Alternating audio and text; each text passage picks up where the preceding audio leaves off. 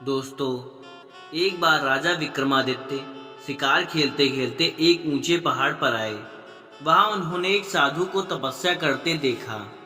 साधु की तपस्या में विघ्न न पड़े, यह सोचकर वे उन्हें श्रद्धा पूर्वक प्रणाम करके लौटने लगे।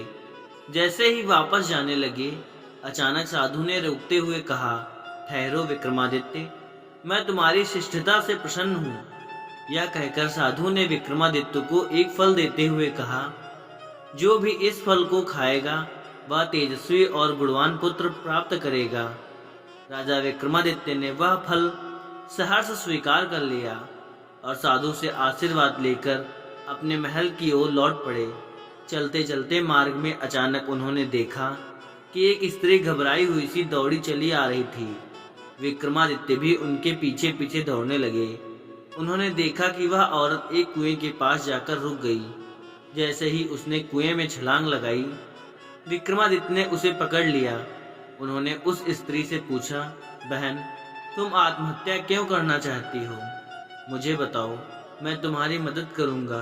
वह स्त्री रुदन स्वर में बोली, मैं बहुत दुखी हूँ। मेरा पति मुझे मारता पीटता है और कहता है कि मेरा एक भी पुत्र नहीं है, सारी लड़कियां ही लड़कियां हैं। उस स्त्री की दास्तान सुनकर राजा विक्रमादित्य को उस पर दया आ गई। उन्होंने वह फल उसे देते हुए कहा, बहन, तुम चिंता मत करो, इस फल को खाकर तुम्हें यशस्वी पुत्र पैदा होगा। फल पाकर वह स्त्री विक्रमादित्य का धन्यवाद करके अपने घर लौट गई।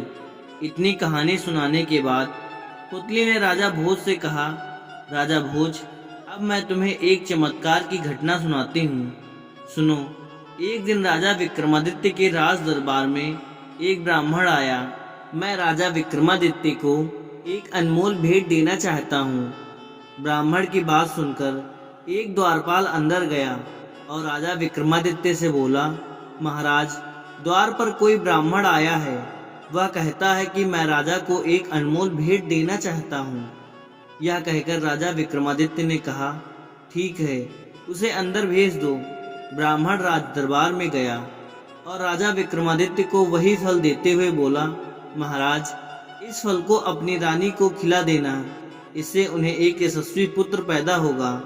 यह सुनकर राजा विक्रमादित्य को बड़ा आश्चर्य हुआ। उन्होंने ब्राह्मण से पूछा, यह फल आपके पास कहाँ से आया? ब्राह्मण बोला, महाराज, यह मुझे मेरी पत्नी ने दिया है। कुएं वाली स्त्री की बेवफाई पर उन्हें बहुत दुख हुआ। उन्होंने वह फल ब्राह्मण से ले लिया और उसे अपनी रानी को दे दिया। कुछ समय बाद राजा विक्रमादित्य के दरबार में एक रोज नर्तकी आई और विक्रमादित्य से बोली, महाराज, आप तो जानते ही हैं कि मैं एक पापिन हूँ और कई सालों से आपके राज्य में रह रही हूँ।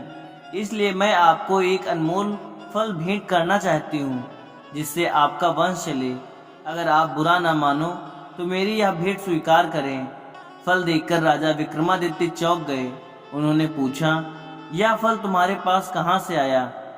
राजनर्तकी बोली, महाराज, यह फल मुझे आपके महामंत्री के पुत्र ने दिया। यह फल उसको उसकी प्रेमिका ने दिया। नर्तकी की बात सुनकर राजा विक्रमादित्य का माथा ठनका। फिर उन्होंने महामंत्री के पुत्र को बुलवाया।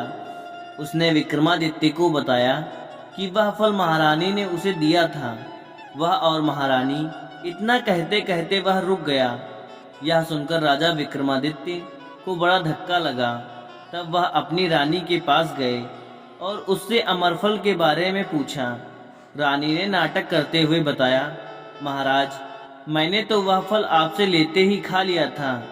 यह सुनकर विक्रमादित्य ने वह फल रानी को दिखाते हुए कहा, झूठ मत बोलो, तुमने वह फल नहीं खाया। यह फल मुझे राजनर्तकी ने दिया है। यह सुनकर रानी के होश गुम हो गए। उसकी चोरी पकड़ी जाने पर वह भय से थर थर कांपने लगी और मूर्छित होकर नीचे गिर पड़ी। विक्रमादित्य को इस बात का गहरा सदमा पहुंचा और वह राजपाट त्याग कर जंगल में जाकर साधना करने लगे। इसकी सूचना तुरंत इंद्रदेव को लग गई। वे उनके परम भक्त थे। इस तरह विक्रमादित्य को जंगल में तपस्या करते देख देवराज इंद्र को उनके राज्य की चिंता हुई। उन्हें लगा, कहीं ऐसा ना हो कि कोई विक्रमादित्य की अनुपस्थिति का फायदा उठाकर उनके राज्य पर हमला कर दे। यह सोचकर इंद्र ने अपना एक दूत राजा विक्रमादित्य का रूप धरकर उनके राज्य में भेज दिया। कई वर्षों तक तपस्या करने के बाद राजा विक्रमादित्य के मन में आया कि एक बार अपने राज्य में वापस जाकर अपनी प्रजा का हाल देखें। यह विचार कर वह अपनी राजधानी वापस लौट आए। जैसे ही वह अपने महल के द्वार पर पहुंचे, देवदूत ने उन्हें रोककर पूछा, कौन हो तुम? राजा विक्रमादित्य ने कहा, मैं इस राज्य का राजा विक्रमादित्य हूँ, लेकिन तू कौन है? देवदूत बोला, मैं यहाँ का राजा अगिया बेताल हूँ। यह सुनकर राजा विक्रमादित्य बोले, अगर तू इस राज्य का राजा है तो मुझे युद्ध में परास्त करके दिखा। देवदूत ने राजा विक्रमादित्य की चुनौती स्वीकार कर ली। इस युद्ध में विक्रमादित्य ने देवदूत को पराजित कर दिया। तब पराजित देवदूत ने कहा, मैं मान गया हूँ, महाराज आप ही राजा विक्रमादित्य हो, क्योंकि मुझे पराजित करना आम मनुष्यों की बस की बात नहीं है।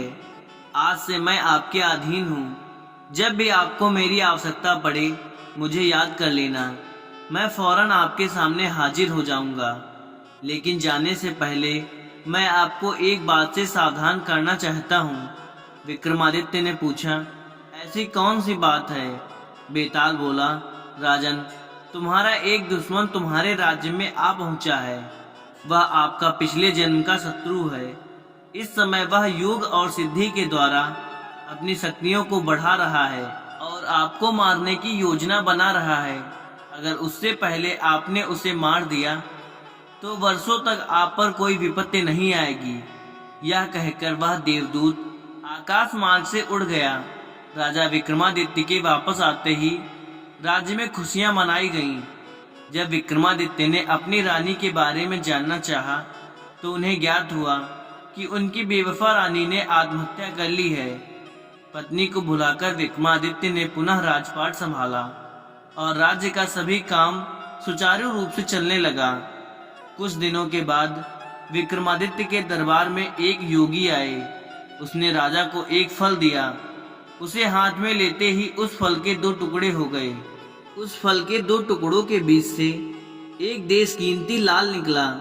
राजा विक्रमादित्य ने योगी से उस लाल का कारण पूछा तो उसने बताया, राजन, यह हमारी संस्कृति है कि राजा वैद्य और सन्यासी के द्वार पर कभी खाली हाथ नहीं जाना चाहिए। यह सुनकर विक्रमादित्य बोले, योगीराज, मैं इस भेंट के बदले में आपको क्या दूं? योगी ने कहा, राजन, अगर आप मुझे कुछ देना ही चाहते हो तो मेरे निवास पर अकेले आकर मुझसे मिले। राजा विक्रमादित्य ने योगी को वचन दे दिया। वचन पाकर योगी राजा को अपना पता ठिकाना बताकर वहां से चला गया। अगले दिन अपने वादे के अनुसार राजा विक्रमादित्य योगी के निवास स्थान पर पहुंच गए। उस समय योगी एक मंत्र को सिद्ध कर रहा था। राजा विक्रमादित्य के पूछने पर योगी बोला, राजन, मैं जो मंत्र सिद्ध कर रहा हूँ उसे सिद्ध करने में एक ऐसे शव की आवश्यकता पड़ेगी जो यहाँ से बहुत दूर एक शमशान पर एक पेड़ पर उल्टा लटक रहा है। बेताल नामक उस मुर्दे को लाना कोई हंसी का खेल नहीं है। अगर आप उस शव को यहाँ मेरे पास ले आओ तो मेरे ये सिद्धि पूर्ण हो जाएगी। विक्रमादित्य योगी को वचन देकर शव को लाने के लिए शमशान की ओर चल पड़े।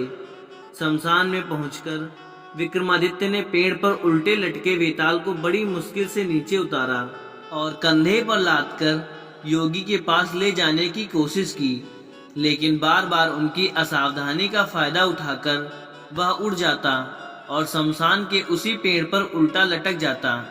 ऐसा 24 बार हुआ। हर बार बेताल रास्ते में विक्रमादित्य को एक कहानी सुनाता। 25वें दिन बेताल ने राजा विक्रमादित्य से कहा, राजन, तू मुझे जिसके पास ले जा रहा है वह कपटी और धूर्त है। वास्तव में उसे मेरी नहीं तेरी जरूरत है, क्योंकि आज उसकी सिद्धि का अंतिम दिन है। तू जैसे ही मुझे उसके पास ले जाएगा तो वह देवी के चरणों में तुझे सिर झुकाने के लिए कहेगा। तभी मौका पाकर वह तेरी गर्दन काटकर देवी माँ को बलि चढ़ा देगा और तेरी मौत के बाद उसे सिद्धि मिलेगी। बेताल की बात को सुनकर राजा विक्रमादित्य को इंद्रदेव की चेतावनी याद आ गई।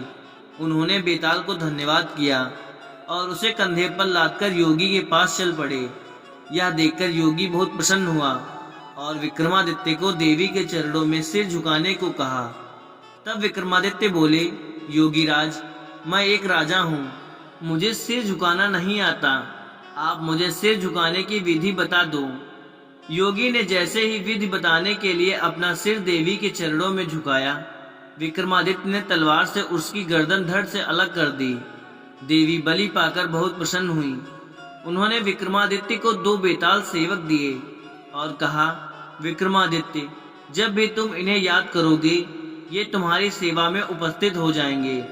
राजा विक्रमादित्य की तीक्ष्ण बुद्धि से प्रसन्न होकर देवताओं ने भी पुष्प वर्षा की। विक्रमादित्य देवी का आशीर्वाद पाकर अपने महल को वापस लौट आए। यह कथा सुनकर पुतली बोली, राजा भोज, यह थी विक्रमादित्य की शौर्य गाथा। अब तुम खुद निर्णय करो, अगर तुम में राजा विक्रमादित्य जैसे गुण हैं तो तुम इस सिंहासन पर बैठने के अधिकारी हो, अन्यथा नहीं। यह कहकर दूसरी पुतली भी वहां से अदृश्य होकर सिंहासन पर जाकर अपने स्थान में समा गई। राजा भोज को कुछ समझ में नहीं आ रहा था, इसलिए उन्होंने दूसरे दिन भी सिंहासन पर बैठने का विचार त्याग दिया और वापस अपने शयन कक्ष में लौट गए। दोस्तों, अगर वीडियो अच्छी लगी हो तो एक लाइक शेयर जरूर करें और हमारे चैनल को सब्सक्राइब करना ना भूलें। धन्यवाद।